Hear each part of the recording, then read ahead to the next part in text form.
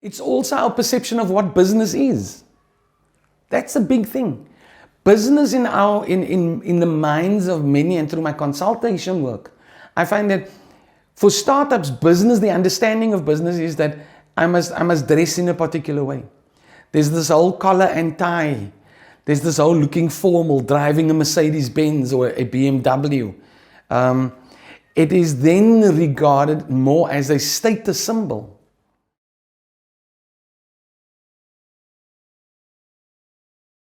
Thank you, Jacob, for having me. Name is Marlin Hoffman. I'm a serial entrepreneur at heart.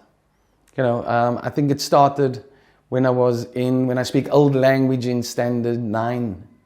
That's grade 11. My dad gave my brother and I money.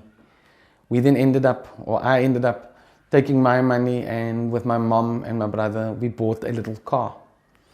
From that, it was about 800 Rand that we put aside to buy a little Beetle. I think it was a 1972 Beetle or something. From that, we then said, okay, we're going to fix up this car. And then with fixing up this car, I found it's going to be too costly. And we don't have the money because we already used our holiday money, so to say.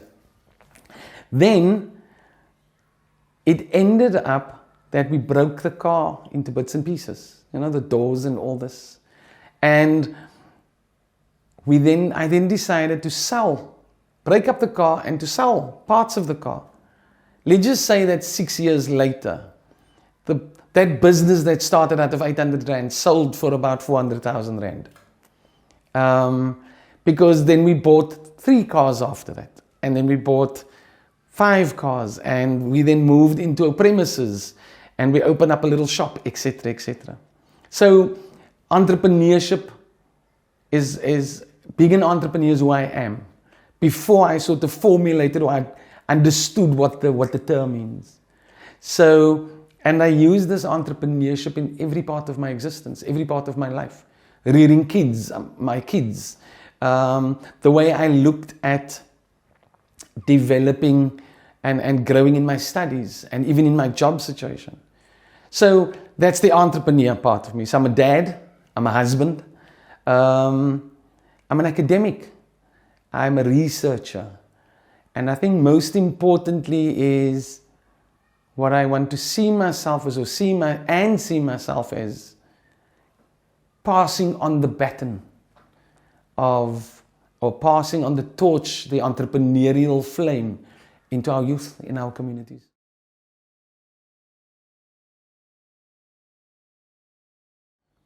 I think my first entrepreneur was my mother. She passed in 2008. And the inspiration I got from her was never give up. The inspiration was that no matter where you are and what you're doing, you can always make a way.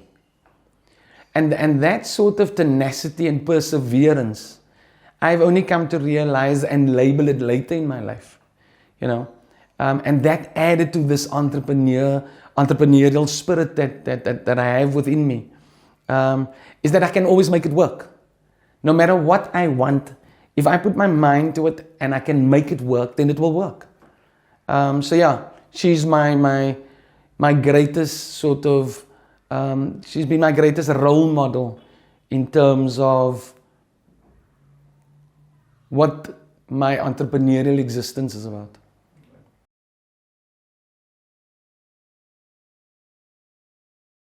Well, let me first say that there are quite a few reasons why they fail.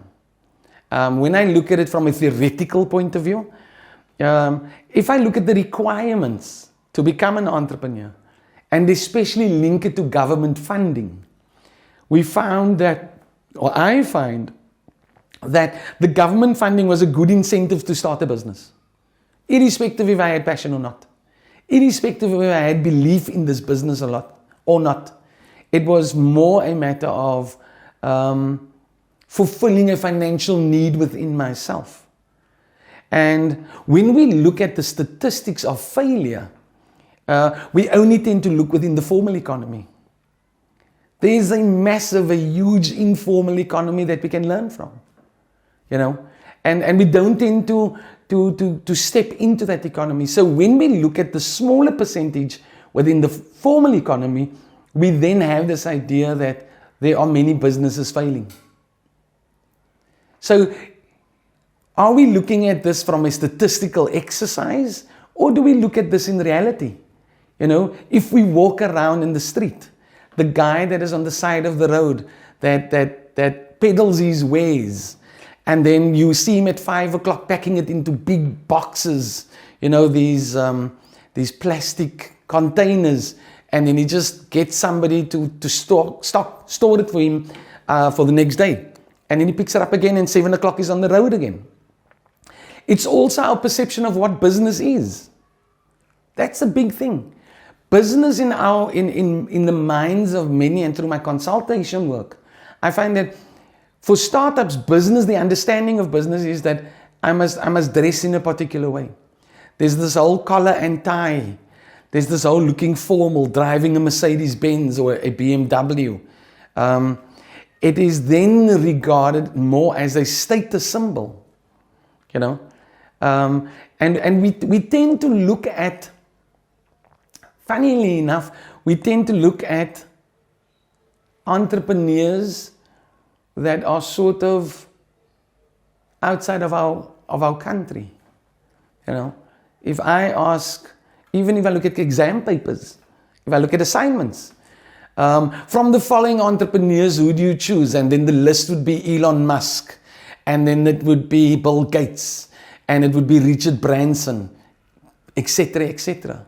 Nowhere do I find that we do this whole thing on Patrice Motsepe, Cyril Ramaphosa as an entrepreneur. We can look at Tokyo Sexuale, men that were entrepreneurs, you know, for years, and when they left the political scene, they were entrepreneurs. We tend not to look at a Raymond Ackerman.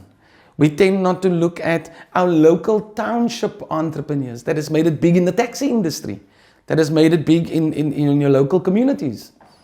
And I think that disconnect makes it difficult for us to relate. This is Africa, and we do things differently in Africa. Western and Northern paradigms don't work here. You know, it is our responsibility to tune it and to customize it to us, or come up with a total new philosophy. So when I look at that disconnect, I can sort of understand why there's failure, because our role models are not realistic. That I write about in my research, entrepreneurial role models. And if they're not realistic, if they're not tangible to me, and they own islands and fly their own aeroplanes, and they own 50 or 100 exotic cars, how realistic is that role model to me as a 20-year-old that's starting out my business in my room with a 350 Rand grant that I receive on a monthly basis? You know, the 350 Rand COVID grant. And the reason why I say that, because in SONA, the president alluded to examples. So when I look at the worlds apart, do we ask ourselves the question, are those role models then relevant in our existence? And because I put myself into that sort of, I measure myself up to that, I would then not ever attain it.